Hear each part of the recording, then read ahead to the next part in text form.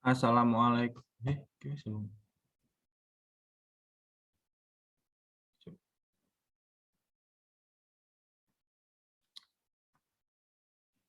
Assalamualaikum warahmatullahi wabarakatuh. Perkenalkan, nama saya Kevin Pratama Agusta, Ekonomi Pembangunan kelas C. Saya akan mempresentasikan hasil rangkuman dari buku Prinsip dari Pengelolaan. Prinsip dari pengelolaan yaitu: 1. Mengelola dan melakukan. 2. Pengambilan keputusan manajerial. 3. Sejarah manajemen. 1. Mengelola dan melakukan. 1.1. Apa yang manajer lakukan? Sifat manajemen yang interaktif berarti bahwa sebagian besar pekerjaan manajemen adalah percakapan. Ketika manajer beraksi, mereka berbicara dan mendengarkan. Studi tentang sifat pekerjaan manajerial menunjukkan bahwa manajer menghabiskan 2/3 sampai 3/4 waktu mereka dalam aktivitas verbal. Percakapan verbal ini, menurut Achilles dan Nohria, adalah sarana di mana manajer mengumpulkan informasi tetap di atas segalanya, mengidentifikasi masalah, menegosiasikan makna bersama, mengembangkan rencana, menggerakkan sesuatu, memberi perintah, menegaskan otoritas, mengembangkan hubungan, dan menyebarkan gosip. 1.2. Peran yang dimainkan manajer. Dalam studi Money Mintzberg tentang manajer dan pekerjaan mereka, ia menemukan mayoritas dari mereka berkerumun di sekitar 3 peran manajemen inti, yaitu: 1. Peran antar pribadi. 2. Peran antar informasi. 3. Peran keputusan. 1.3. Karakteristik utama dari pekerjaan manajer. Manajemen adalah proses perencanaan, pengorganisasian, pengarahan, dan pengendalian kegiatan karyawan dalam kombinasi dengan sumber daya lain untuk mencapai tujuan organisasi. Tanggung jawab manajerial meliputi perencanaan jangka panjang, pengendalian, pemindaian lingkungan, pengawasan, koordinasi, hubungan pelanggan, hubungan masyarakat, konsultasi internal, dan pemantauan produk dan layanan. Tanggung jawab ini berbeda menurut tingkat dalam hierarki organisasi dan menurut departemen atau fungsi. Manajer abad ke-21 akan berbeda dari kebanyakan manajer saat ini dalam 4 hal. Intinya, dia akan baik menjadi ahli strategi global, ahli teknologi, politis yang baik, dan pemimpin motivator utama. 2. Pengambilan keputusan manajerial. 2.1. Gambaran umum pengambilan keputusan manajerial.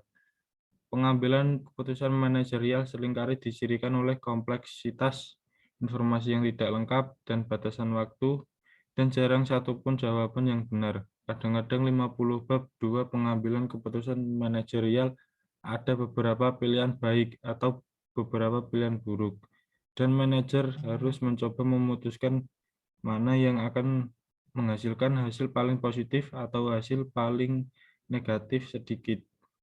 Manajer harus mempertimbangkan kemungkinan konsekuensi dari setiap keputusan dan menyadari bahwa seringkali ada banyak pemangku kepentingan dengan kebutuhan dan preferensi yang saling bertentangan, sehingga seringkali tidak mungkin untuk memuaskan semua orang.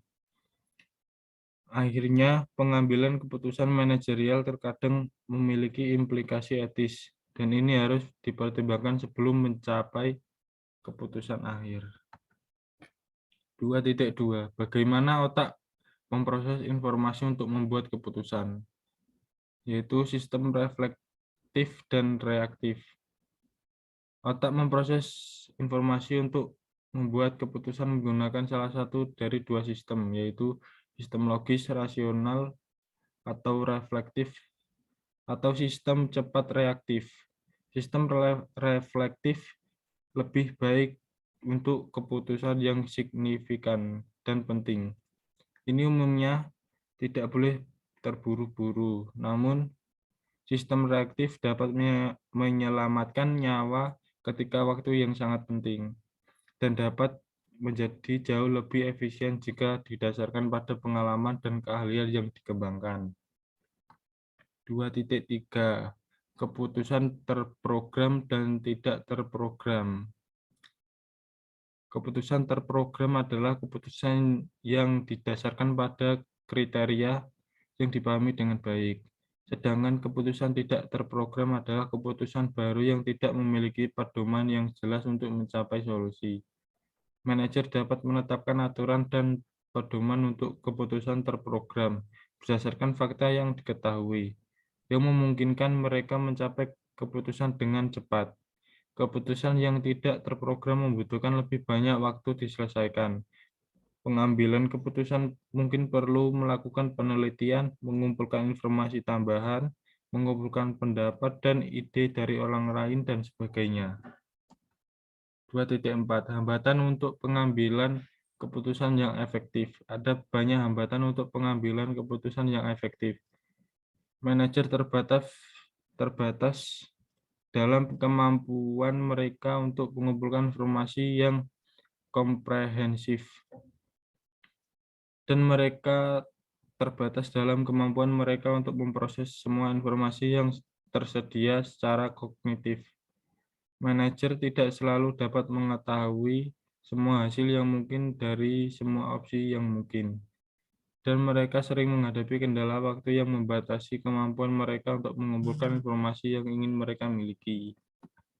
2.5 Meningkatkan kualitas pengambilan keputusan.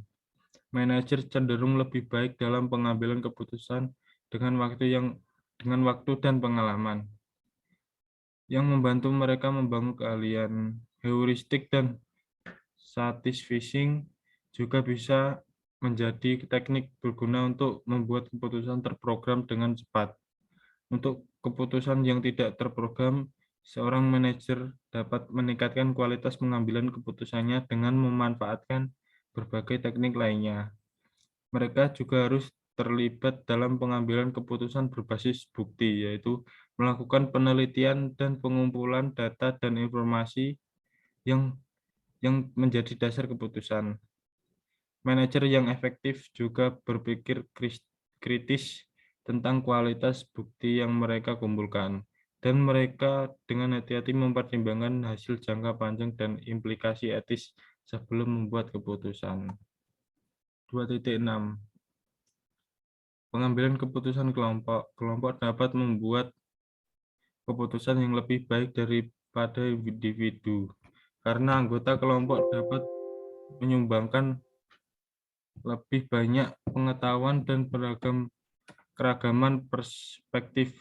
Grup akan cenderung menghasilkan lebih banyak opsi juga, yang dapat menghasilkan solusi lebih baik. Selain itu, melibatkan orang dalam pengambilan keputusan yang akan mempengaruhi mereka dapat meningkatkan sikap tentang keputusan yang dibuat.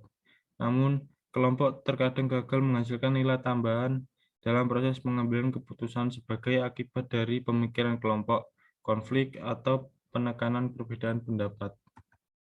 3. Sejarah manajemen. 3.1 Asal mula manajemen.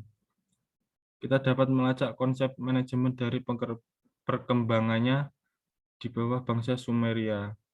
Bangsa Sumeria memberikan konsep penulisan dan pencatatan yang memungkinkan ekonomi perkotaan berkembang, yang pada gilirannya mengarah pada pendirian usaha kecil. Orang Mesir membantu memelopori ide-ide spesialisasi tenaga kerja, tentang kendali hierarki komando. Sun Tzu mengembangkan subsidi, berbagai peringkat otoritas, dan koordinasi. Orang-orang Yunani dan Romawi membangun pelopor perusahaan dan serikat pekerja modern. 3.2 Renaissance Italia. Perang salib dan berbagai pengembara membawa pengetahuan baru baik masyarakat Muslim maupun Cina. Selain itu, ada penemuan kembali perdagangan di seluruh Eropa. Faktor-faktor ini menyebabkan berdirinya Renaissance yang berlangsung awalnya di Italia. Perkembangan mesin cetak melihat distribusi ide ini di seluruh Eropa. Renaissance melihat kebangkitan kembali perdagangan. Renaissance juga melihat perkembangan ide korporasi dan akuntansi double entry.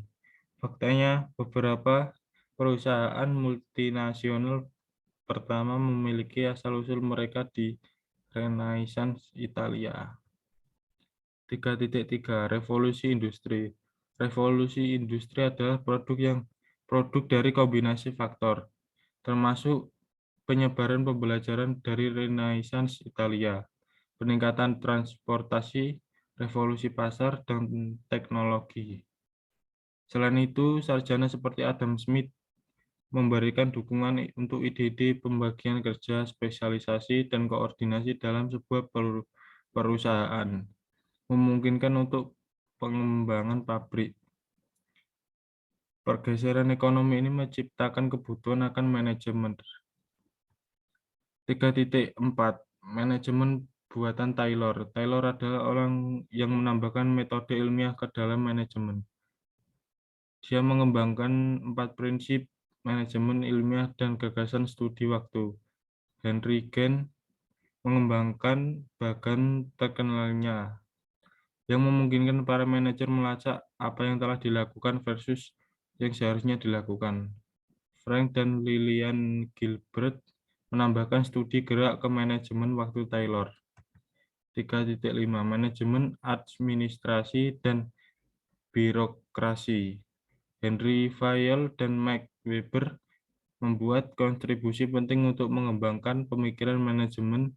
Fayol 80 bab 3 sejarah manajemen berfokus pada manajer puncak, dan Weber berfokus pada manajemen menengah. Teori administrasi Fayol adalah pernyataan umum pertama tentang teori manajemen. Dia menekankan perlu tindakan kolektif dan visi dari manajemen puncak. Weber mengembangkan gagasan bahwa organisasi harus diformalkan dan legalistik dalam operasi mereka. 3.6 Gerakan hubungan manusia. Elton Mayo mencatat peran motivator dan sikap non-moneter dalam hal tempat kerja. Barnard mengembangkan gagasan tentang zona ketidakpedulian. Follett mengembangkan cara untuk menyelesaikan konflik tanpa menggunakan kompromi atau dominasi. 3.7 Kontingensi dan manajemen sistem. Manajemen sistem mengembangkan konsep bahwa manajemen adalah sistem terbuka di mana organisasi berinteraksi dengan lingkungan untuk mendapatkan sumber daya. Karena organisasi memerlukan sumber daya dari lingkungan, ini membatasi apa yang dapat dilakukan manajer. Sekolah kontingensi menjelaskan bahwa tidak ada hukum universal dalam manajemen, karena berbagai variabel yang mempengaruhi hubungan. Manajemen modern didasarkan pada teori. Sekian presentasi dari saya. Terima kasih. Coba minta.